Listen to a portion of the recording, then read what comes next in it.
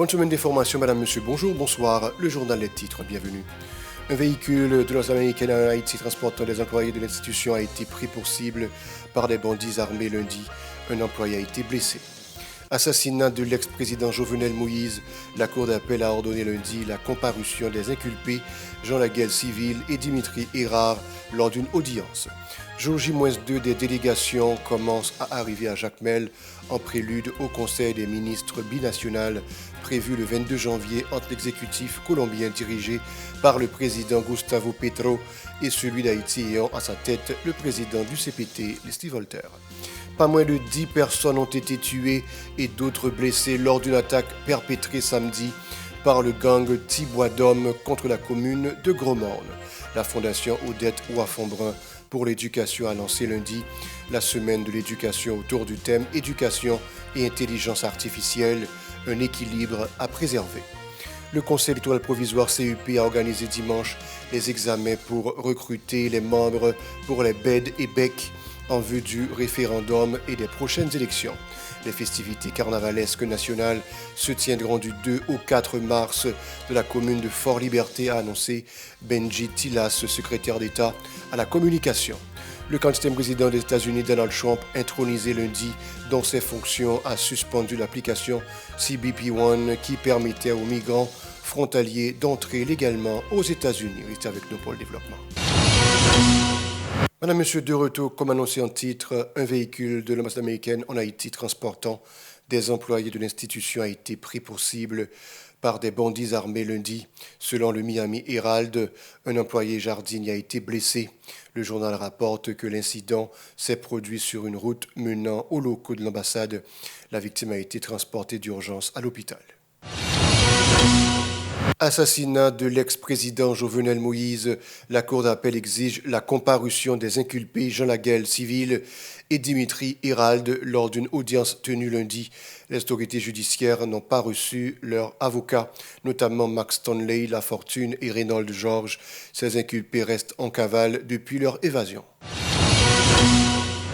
Le coordinateur du CPT, Leslie Voltaire, accompagné du Premier ministre Alex Didier Fils-Aimé, a présidé un conseil des ministres lundi. De nombreuses décisions ont été prises lors de cette réunion, notamment la nomination de Sinal Bertrand au poste de ministre de la Santé publique et de la Population.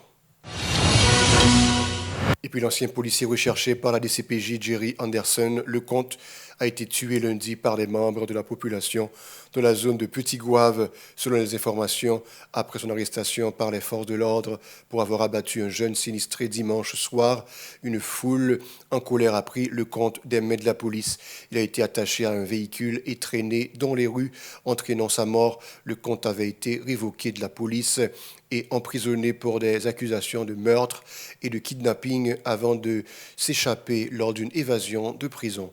Par ailleurs, John Michel, alias John Popo, l'un des chefs du gang opérant de la commune de Milo, a été arrêté dimanche par la police de Ouanamet.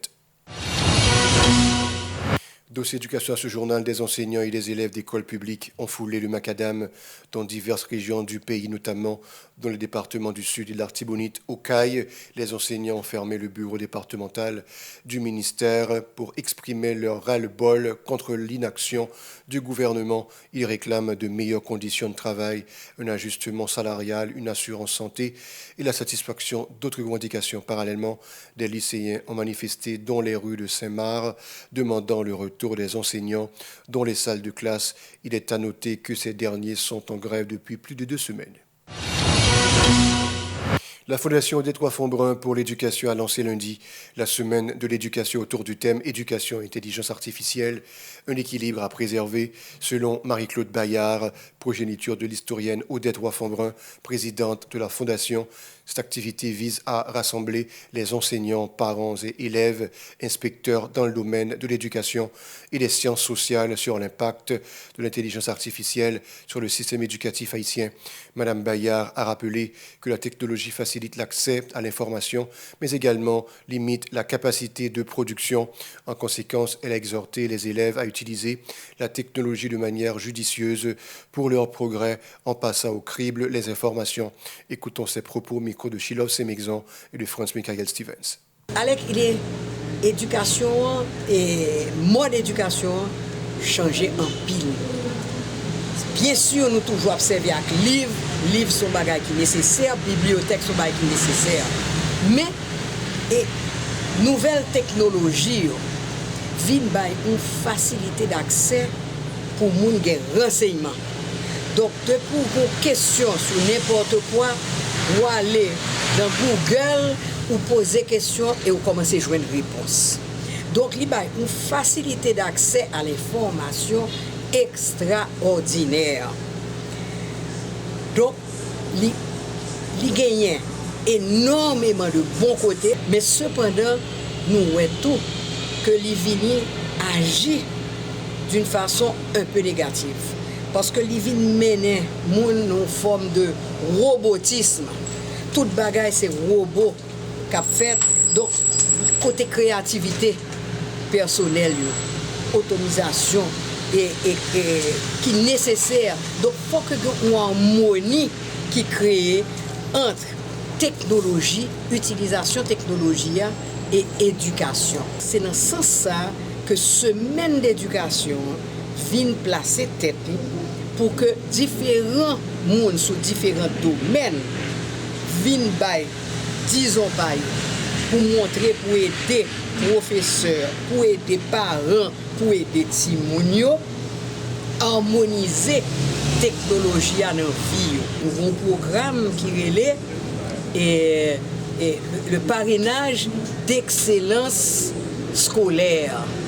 Ça veut dire qu'il faut être excellent au niveau scolaire. La présidente de la Fondation Odette Wafon-Brun a expliqué que la semaine de l'éducation est encore en phase pilote avec seulement quelques écoles bénéficiaires. Madame Bayard a invité les acteurs éducatifs à s'impliquer davantage pour élargir la portée de cette initiative et en faire profiter un plus grand nombre de personnes. Ses propos. Et nous demander tout intervenant, aidez-nous, nous pistes de solutions pour que nous aider l'école que nous encadrons, etc., pour nous aider les professeurs et directeurs et Timounio, comment pour aller mieux. Donc nous gagnons un programme qui va continuer. Nous ne pouvons pas faire semaine et puis nous camper. Nous pouvons continuer avec l'école pour voir comment ça avance. Fondation sont petites fondations qui battent col pour grandir. OK? Et dans une situation difficile, ça. Pour l'instant, nous relais ça un projet pilote, nous travaillons avec l'école qui nous prenne parce que nous avons une communication plus directe, des rapports plus serrés que nous avons développés. Donc, nous travaillons avec eux, nous avons écrit le projet parce que vision, nous, c'est développer de façon communautaire. Il faut que la communauté prenne en main, pas seulement l'école là. Communauté, entreprise qui dans le quartier, il faut que les conscients de ça qu'on fait là pour participer. Donc, c'est comme ça que nous commençons et nous espérons que nous sommes capables de formaliser pour nous reproduire dans l'autre quartier, dans l'autre communauté. Comme message, d'abord, message aux directeurs d'école, aux professeurs, de l'importance de la technologie. Jusqu'à présent, on voit par exemple dans le quartier Boïs, la technologie est très faible. L'utilisation technologique dans l'école très très faible et nécessaire. Si nous pas mettons Timounio et faire comprendre ça, montrer qui j'ai pour utiliser, n'a pas des camionnettes là. 217 policiers kenyans répartis ont atterri samedi sur le tarmac de l'aéroport Toussaint Louverture. Ils ont été accueillis par le directeur général de la police nationale d'Haïti, Ramon Ormil, le secrétaire d'État à la sécurité publique, Mario André Sol, les ambassadeurs américains et canadiens. Ces officiers ont été déployés dans le pays afin de renforcer en effectif la mission multinationale de soutien à la sécurité MMSS. La ville de Jacmel commence déjà à jouir les retombées positives de la visite du président colombien Gustavo Petro, avant même son arrivée prévue pour le 22 janvier prochain. Après 3 ans de blackout dans la zone, l'électricité est rétablie. De nombreuses infrastructures routières, l'aérodrome et de nombreux sites touristiques sont en cours de réhabilitation, selon le ministère des Travaux publics, Transports et Communications MTPTC. Le ministère du Tourisme entreprend des travaux de rénovation au WAF touristique, au musée du Carnaval, à la rue du Commerce, à la place Toussaint-Louverture et à la place Simon-Bolivar. Des travaux d'assainissement sont également lancés. Par ailleurs, des mesures de sécurité ont été prises pour garantir le bon déroulement du Conseil des ministres binational. Les autorités ont décidé de fermer les écoles ainsi que les institutions publiques et privées du 20 au 22 janvier. Le commerce, l'établissement public et privé chômeront. Le port d'armes est strictement interdit pendant la période. Le CEP a organisé dimanche les examens pour le recrutement des membres pour les bureaux référendaires départementaux BRD et les bureaux référendaires communaux BRC. Le ministre auprès du Premier ministre chargé des Affaires électorales et constitutionnelles, Gratien-Jean, a exprimé sa satisfaction quant à la réalisation de ces épreuves sur le territoire national. Il a souligné que cette étape marque une avancée significative vers le référendum et l'organisation des élections. Dans le département de l'Ouest, plus de 800 candidats ont participé, tandis que dans le Nord, environ 589 candidats ont composé. À Jacmel, 313 personnes ont pris part aux examens, selon le conseiller électoral Jacques Desrosiers, qui a visité le département du 13 au 19 janvier. M. Desrosiers a également annoncé que les bureaux référendaires seront ultérieurement transformés en bureaux électoraux. Écoutons-le au micro de notre correspondant de Jacmel, Paul-Léon Saint-Jean. Nous sommes venus pour faire 3 bagages. Le premier bagage, c'est évaluer l'infrastructure à structure KEP a gagné dans le département. C'est pour ça que nous avons fait diverses communes de département pour nous évaluer local, bête, et ça a gagné comme matériel, comme équipement. Le cadre préparatif pour le référendum qui est pour faire très bientôt. Deuxième bagage, nous avons fini tout pour que nous ayons organisé concours pour recruter membres BRD, qui c'est le bureau référendaire départemental, membres BRC, qui c'est le bureau référendaire communal, et Mounsayo, après le référendum, le bureau ça va le convertir, pas après les BRD encore, par les bureaux électoral départemental, bureau électoral communal. Mais pour le référendum, c'est bureau électoral, bureau référendaire départemental, bureau référendaire communal. Nous devons recruter le monde pour faire partie de cette structure.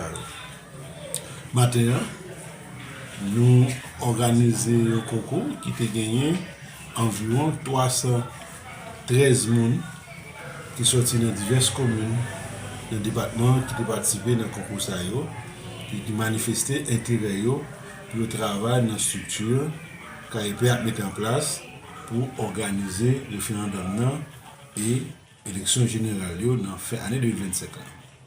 Lourdi César, agente exécutive intérimaire, a précisé que la 33e édition du Carnaval de Jacmel se déroulera sous le thème « N'ayons Selko, en faisant l'autre Jacmel pour une nouvelle Haïti ». Elle a indiqué que les activités carnavalesques ne sont pas lancées officiellement dimanche en raison de la visite du président colombien dans la ville. Suivons ses explications. Ordinairement, après activité commémoration 12 janvier, qui c'est jour côté que théâtre est tremblé, en pile frais actionnés étaient tombés et sous des comptes. Depuis lors, nous toujours quitté après nous finissons commémorer 12 janvier pour nous faire lancement officiel Carnaval Jacmel. Nous sous 33e édition, normalement nous avons dû lancer officiellement aujourd'hui.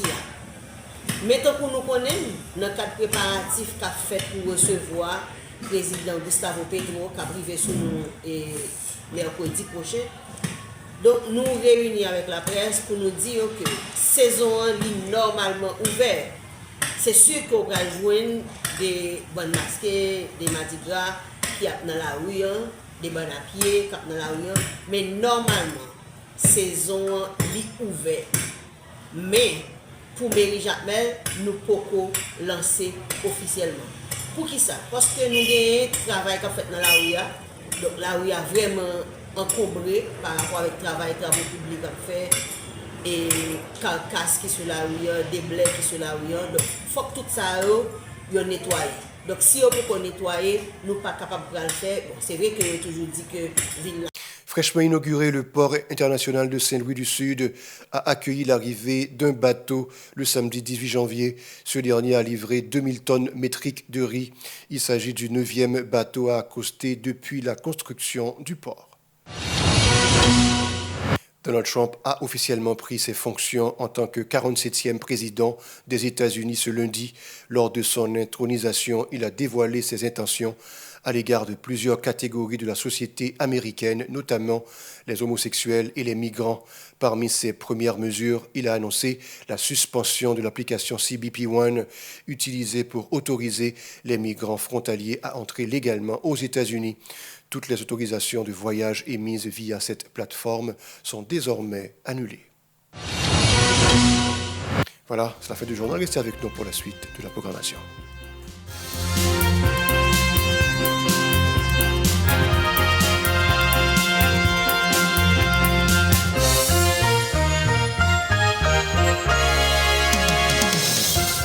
Si vous jugez que cette vidéo est intéressante, n'hésitez pas à liker et partager la vidéo. Et surtout, n'oubliez pas de vous abonner à cette chaîne et activer la cloche de notification pour ne pas louper aucune de nos vidéos.